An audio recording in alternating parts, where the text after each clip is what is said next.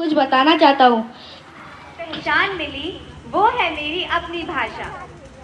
शुभ प्रभात आदरणीय प्रधानाचार्य महोदया जी, शिक्षक व शिक्षिकागण व मेरे प्यारे भाई बहनों। आज हम सब यहाँ 75वीं भारतीय भाषा उत्सव मनाने के लिए एकत्रित हुए हैं, जो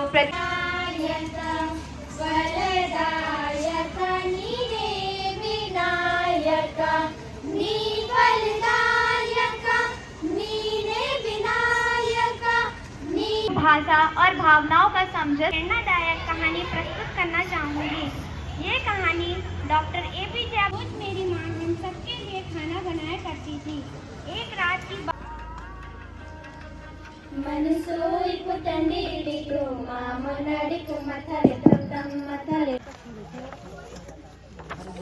सुप्रभात। हम कक्षा 9 के छात्रा आप सभी के समक्ष हमारे इस नाटक में कुल 6 पात्र हैं। अबे धीरे धीरे चल, इसे उधर मोड़ दे। हाँ बस यहीं पर रख दे। नौकर। और क्या करेगा? परमात्मा जब अकल बांट रहा था तो तू क्या देर से पहुंचा था? पीछे आदू साहब। नौकर का सूट आता है।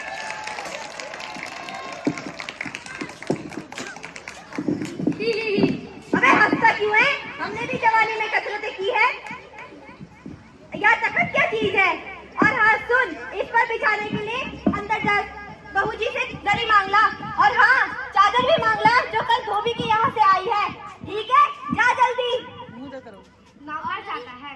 और दरी मुंह उधर करो ना। बाबू साहब इस बीच में मीट गोश्त भी करते हैं। एक झाड़ू से गुलदस्ते को साफ करते हैं। कुर्सियों पर भी 2-4 हाथ लगाते हैं।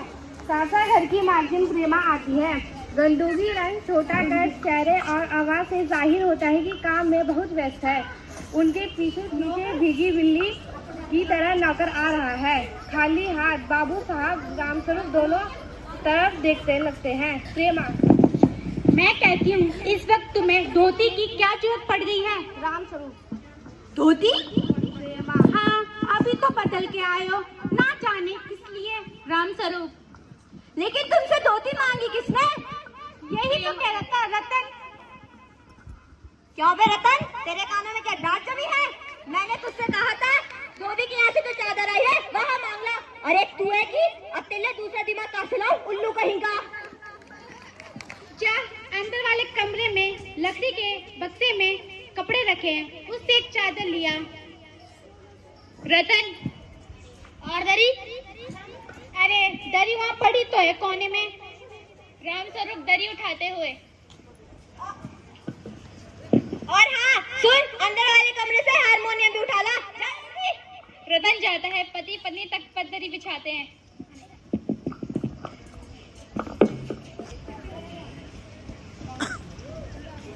प्रेमा,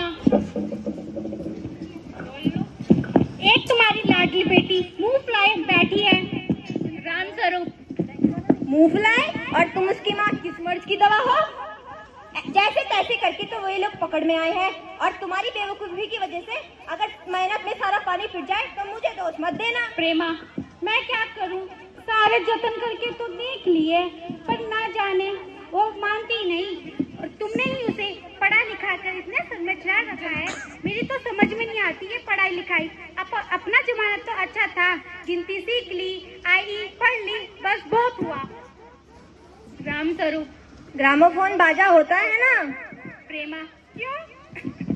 2 तरह का होता है, एक तो आदमी का बनाया हुआ, उसे जब चाहे चालू करके तब रोक सकते हैं। दूसरा परमात्मा का बनाया हुआ, एक बार टेप रिकॉर्ड चढ़ गया तो रुकने का नाम नहीं।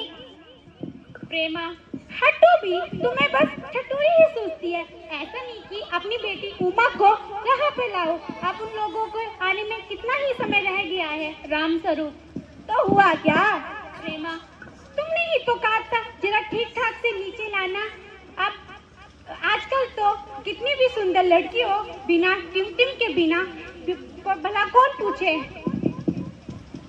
ना जाने कैसा दिमाग है इसका, वरना आजकल की लड़कियों के सारे ही तो पाउडर का कारोबार चलता है। प्रेमा, तुम्हारी मर्जी, जो करो। वैसे तो बस मेरा काम बता दो मुझे। राम स्वरूप, तुमसे जैसे भी हो उमा को तैयार कर लो। नाच नहीं पाउडर, वैसे भी कौन बुरी है। नाश्ता तो तैयार है ना। रतन का आना।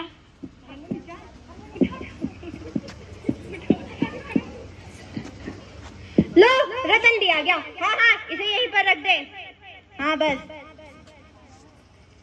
नाश्ता तो तैयार है, मिठाई वो लोग तो ज्यादा नहीं खाएंगे। हाँ, नमकीन चीजें बना दी है, चाय भी तैयार है, फल भी रखे हुए हैं, और हाँ टोस्ट भी तैयार है। मगर मक्खन तो आया ही नहीं। राम स्वरूप, क्या कहा? मक्खन नहीं आया? जी, कॉलेज का छुट्टी तो नहीं है, वीकेंड में चला आया था। राम स्वरूप, आपके कोर्स को खत्म होने के तो अब साल भर रह गया होगा। शंकर जी, यही साल 2 साल। राम स्वरूप, साल 2 साल? शंकर, हाँ, 1-8 साल का तो मार्जिन रखता हूँ।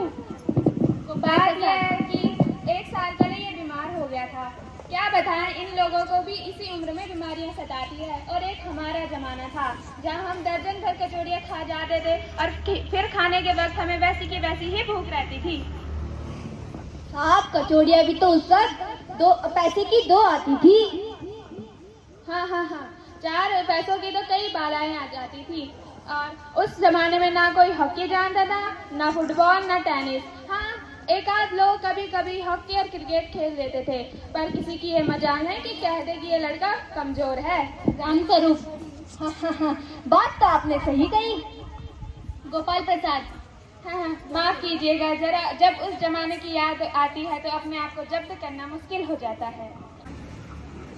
पान की तस्करी हाथों में लिए उमा आती है, सादगी के कपड़े, गर्दन झुकी हुई। बाबू गोपाल प्रसाद आंखें गड़ाकर और शंकर आंखें छिपाकर उसे ताक रहे हैं। राम स्वरूप, लाओ बेटी, यह पान मुझे दो। उमा पान की तस्करी अपने पिता को देती है। उस समय उसका चेहरा ऊपर को उठ जाता है और नाक पर रखा हुआ सोने की रिम वाला चश्मा दिखता है। बाप बेटे चौंक उठते हैं। गोपाल प्रसाद और शंकर एक साथ। चश्मा? राम स्वरूप जरा घबराकर, जी, वहाँ तो इसकी आंखों में जरा दुखनी आ गई थी ना, तो पिछले महीने ही लगाया है। अभी कुछ दिनों में हट जाएगा। ये गोपाल प्रसाद, ये पढ़ाई की वजह से तो नहीं है? राम स्वरूप जी, मैंने वो अर्ज किया था ना। गोपाल प्रसाद, अच्छा ठीक है, बैठो बेटी बैठो। राम, हाँ, गाना कैसे आता है? उमा, जरा गाओ तो।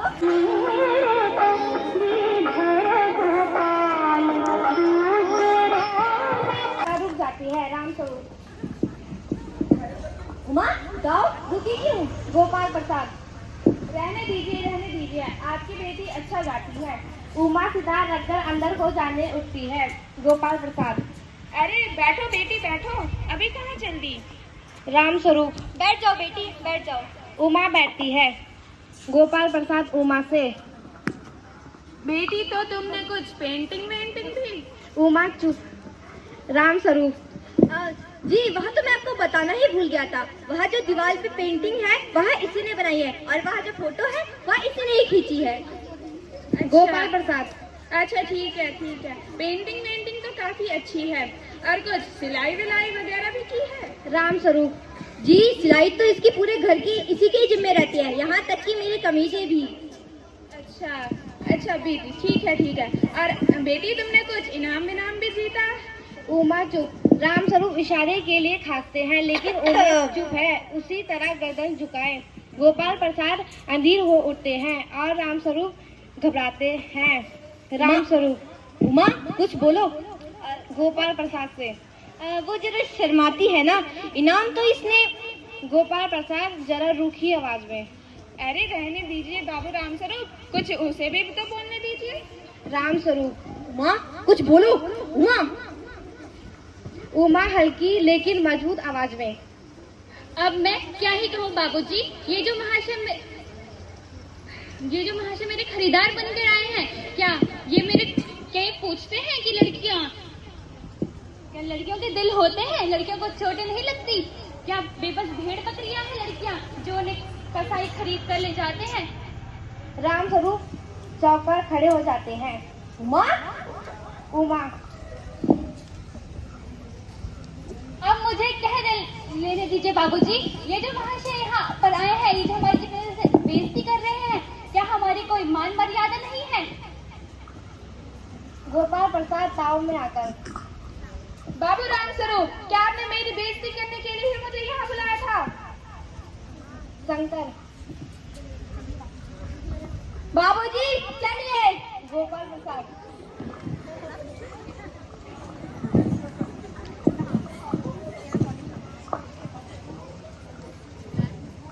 और जरा अपने महाशय से भी पूछ लीजिएगा कि पिछले माह फरवरी में यह गर्ल्स हॉस्टल में के इर्द गिर्द क्यों घूम रहे थे और वहाँ से कैसे भगाए गए थे।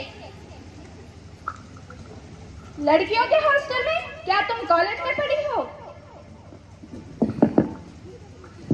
जी हाँ, मैं बीए पास हूँ। मैंने कोई चोरी नहीं की, मैंने कोई पाप नहीं किया और न ही आपके बेटे की तरह ताक झाँक करके कायरता दिखाई है। और जरा इनसे पूछ लीजिएगा कि कैसे वहाँ से भगाए गए थे। रामस्वरूप, उमा, क्या बोल रही हो तुम? गोपाल प्रसाद खड़े होकर गुस्से में, बाबू रामस्वरूप, आपने मेरे साथ धोखा किया है। आपकी बेटी बीए पास है और आपने मुझसे कहा कि आपकी बेटी मैट्रिक पास है। ओफो, गजब! झूठ बोलने की भी कोई हद होती है। चलो शंकर, चलो। दरवाजे की ओर बढ़ते हैं। उमा, हाँ हाँ चले जाइएगा, पर घर जाकर ये जरूर पता कर लीजिएगा कि आपके बेटे की रीढ़ की हड्डी यानी बैकबोन है भी या नहीं। बाबू गोपाल प्रसाद के चेहरे पर बेइज्जती का गुस्सा है और उनके लड़के की विलासापन दोनों बाहर चले जाते हैं। बाबू रामस्वरूप कुर्सी पर धम से बैठ जाते हैं।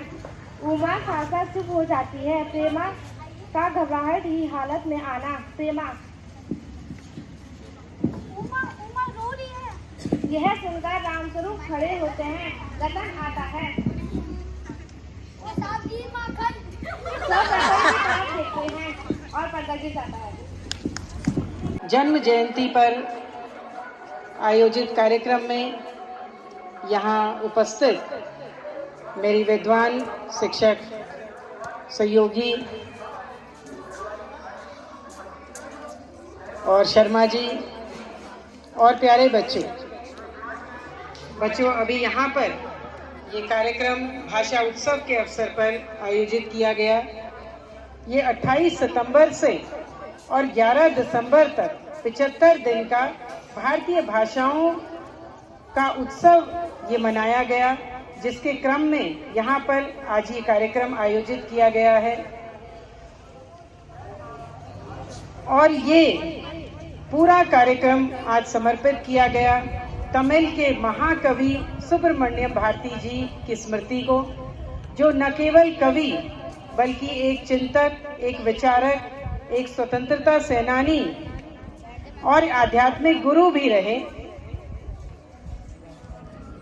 अपने यात्राओं के क्रम में विभिन्न प्रांतों की उन्होंने यात्रा की और जन जन की पीड़ा को उन्होंने अपनी लेखनी के माध्यम से अभिव्यक्त किया।